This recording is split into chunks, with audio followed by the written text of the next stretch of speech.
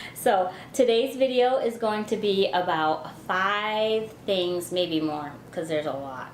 Things that I said before ever having kids that I would not do when I had kids. So before the mom days, like I was the best mom before I was ever a mom.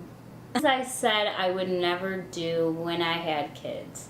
Oh, me. So we might cry today just of how naive I was, and we might laugh. Thing that really sticks out that I said I would never do before I had kids, and I nailed this one really quick. I said that I would never have any kids before marriage. Anyone with me? Yeah. I just saw so many things in my life, like young mothers having babies and stuff like that, and I was just like, yeah, that's not gonna be me. No. Nope. And while I wasn't like really young, I still had a lot of things I wanted to accomplish and get done and do. So yeah, with my first son, I had him at 21, so I was pregnant in the middle of college, and yeah, I had to face the question. I'm pregnant, I'm not married, and so gulp number 1 of humility swallowed. And if you want to know more on that subject and how I dealt with all of that, comment below and we'll get you that video. Number 1 off the list. I'm doing well. And the next one was probably, let's say, those kids would not be my kids. You know what I'm saying? Like, I was a waitress for a long time, and I seen all those kids, and even in the stores, you know, when you see a toddler having a meltdown, you're just like, oh, those kids, you know. So I definitely had to swallow that from being a parent, a new parent. Definitely not the first child parent, because the first child parent, you got it together still. But yeah, so those are my kids these days. You don't know when it's going to happen, but it happens. It can happen anywhere. Meltdown, screaming, tantrum, whatever. So yeah, those kids, they're my kids too. You know, I think being so naive, you think that something's wrong with the parent or the parenting skills when kids are acting up in public. And when you're not a parent, that's what you think. And I just thought, you know, when you see these kids being so crazy, you're like, goodness, those parents need to get a hold of them kids, and what are they doing wrong? And you know, you just focus so much on the parents that it's just something you wouldn't understand unless you had children. So I definitely swallowed that one and understand now when I see those things happen out and about in public, whether it be in line or at, you know, an airport or wherever.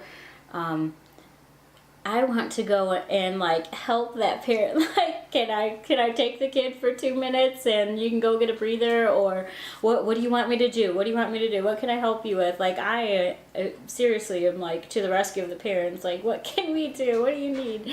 And not that they're not capable of handling the situation, but I know for me, when you're out and about at the store and your kid has a meltdown, especially like Walmart, they put those candy bars and toys and everything and stick you in these little aisles that you're waiting in line for 20 minutes because they have 3 cashiers on their 50-lane cashier. You know what I'm saying? Does anyone else feel like? So, you know, it happens constantly, and now I'm just like, I understand, and it's not always the parents' fault. Most of the time it's not the parents' fault. There are a lot of factors that go into all those tantrums and different things.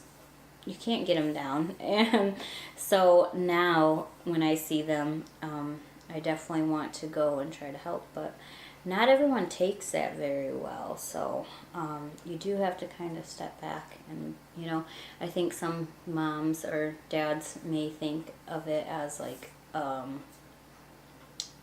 blow to their parenting skills or whatever. So you might watch your ground if you want to step in and offer some help.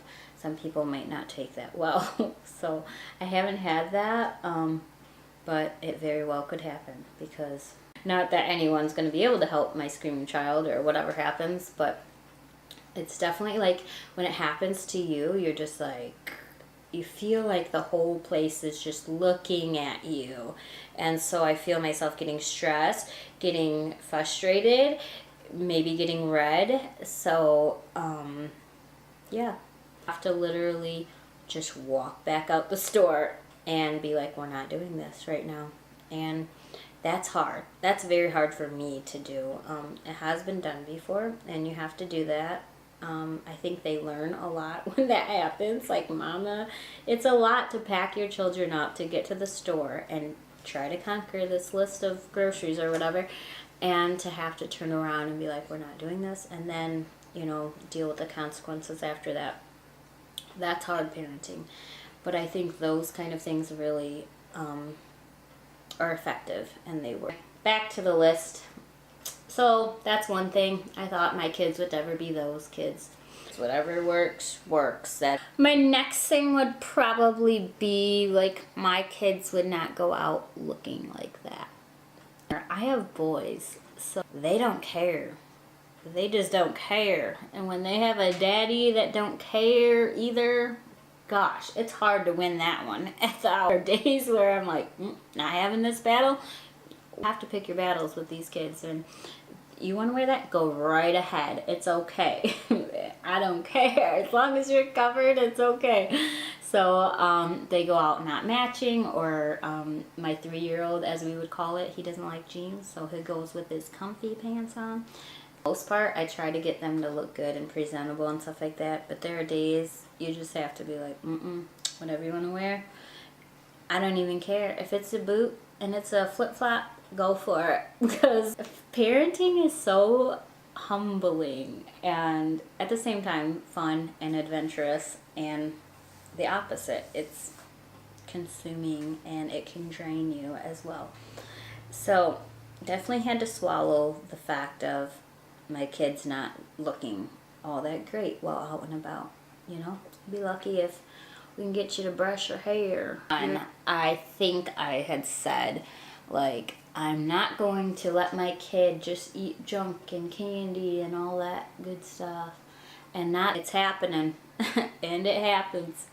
Even my first one, he was such a good eater.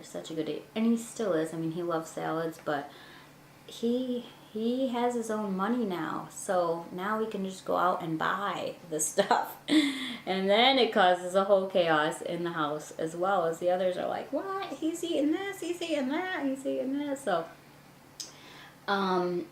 definitely feeding them their meals and their snacks and having all of that ready to go helps the junk eating and all of that stuff, and not buying it in the house, which we don't. During the summer, I think we buy more soda and stuff like that, because, you know, when you're going places or you're hosting parties, you know, you kind of have to have that. And I don't have a nice pantry to go hide it and lock it away, because I would. And I would like myself in there. But anyway, so it's out and about, and they can get it, or they can see it, or they just bug you all day about it. So for me, it's just better if I just don't buy it and I don't have it.